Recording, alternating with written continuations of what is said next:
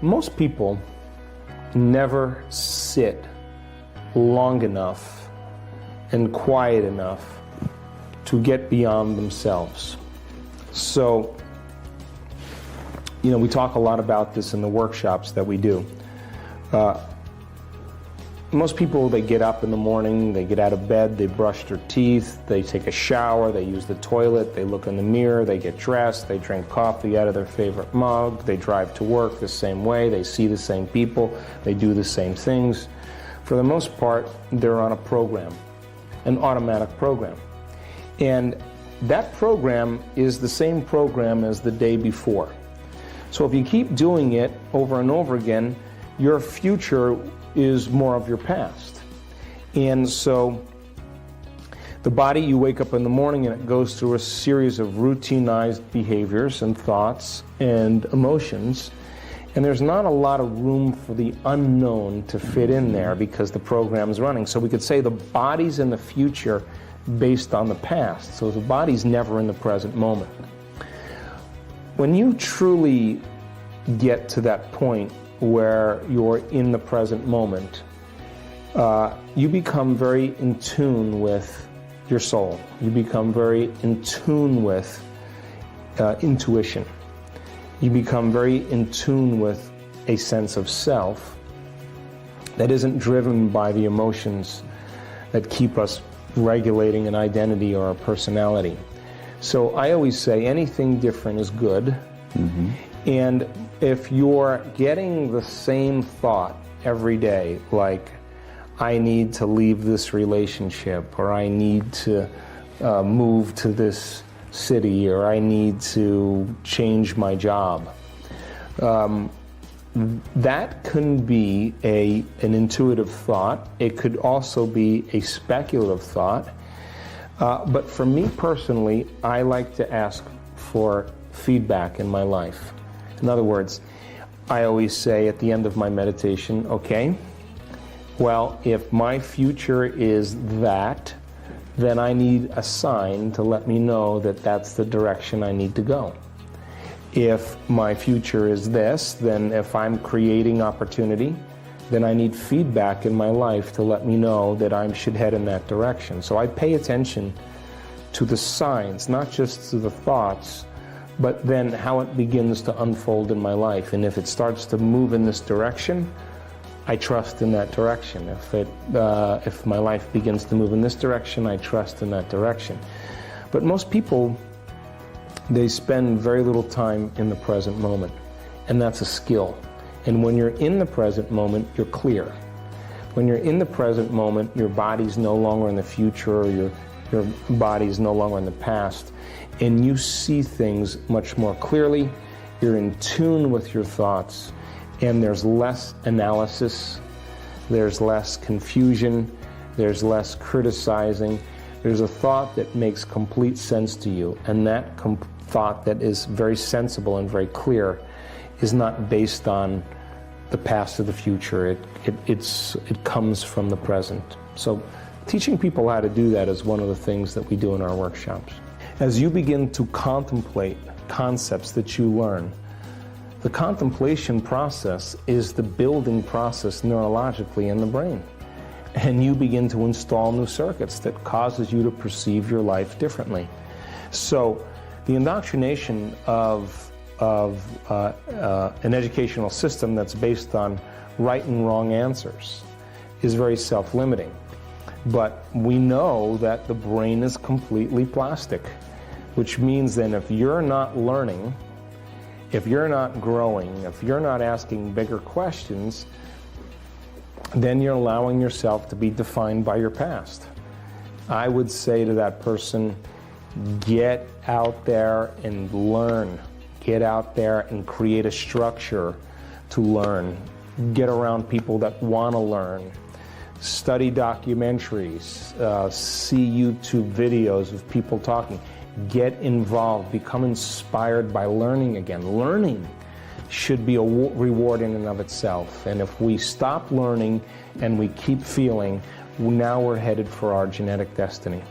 And people, when they seek pleasure in order to avoid pain, Now we're bridging on the concept of addiction, because when they get something pleasurable in their life, there's a release of certain chemicals in the brain, dopamine, serotonin, norepinephrine, and those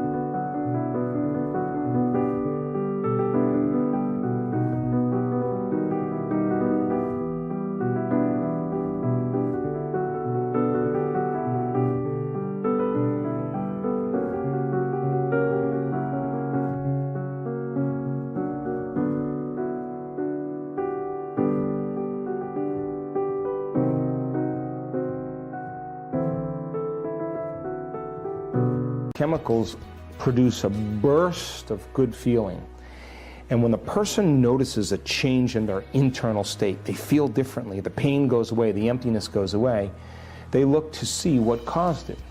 Oh, it was that pill, oh, it was that shopping, it was the buying the car, it's the, the pedicure. And they begin to develop a dependency where they think that change or regulating their emotional states should be done by relying on things outside of them. Now, transformation, really true transformation, is when people begin to look at the emotions that they've memorized that has become part of their identity. And when they look at the emotions that they've been living by and how those emotions drive their thoughts, how those feelings influence their behaviors, and what other emotions are created from those emotions. Now we're talking about somebody becoming conscious, becoming aware. The first step for true transformation is becoming aware or conscious of your unconscious thoughts, your unconscious behaviors, your memorized emotions. And the fact that we can think about how we think, the fact that we can observe how we're acting, the fact that we can pay attention to how we're feeling means we could modify ourselves to do a better job in life. That's called metacognition.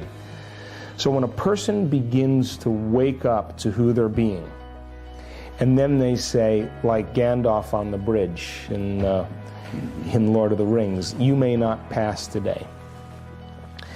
That kind of decision becomes an experience for the person that they never forget. That kind of willingness to change is when they transmute those survival emotions into elevate.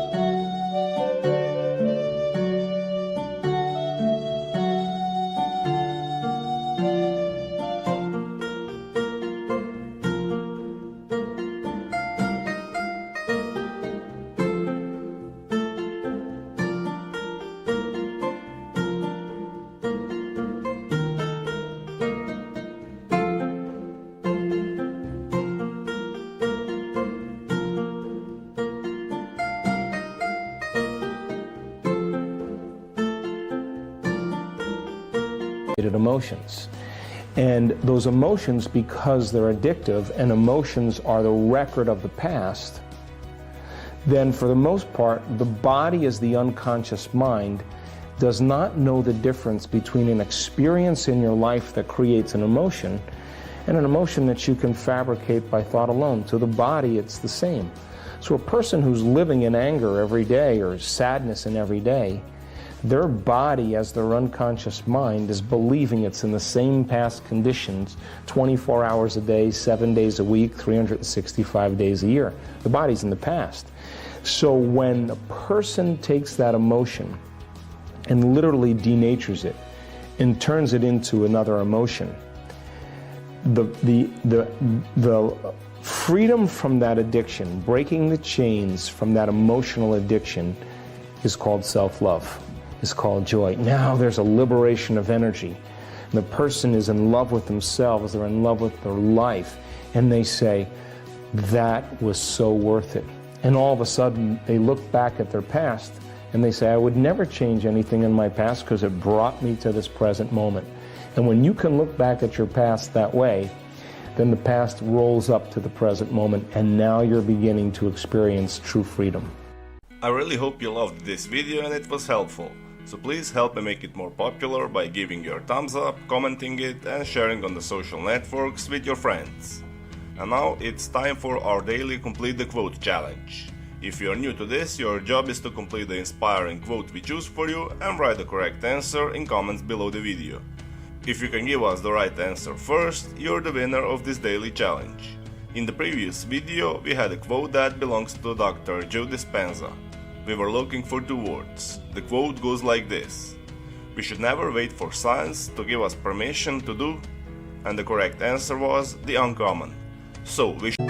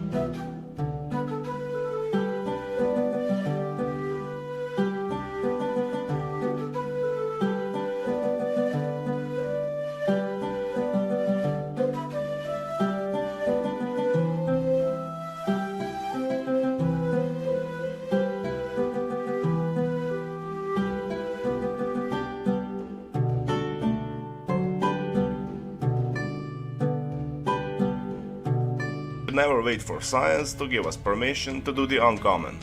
Congratulations to everyone with the correct answer, and to everyone who tried but didn't guess the answer.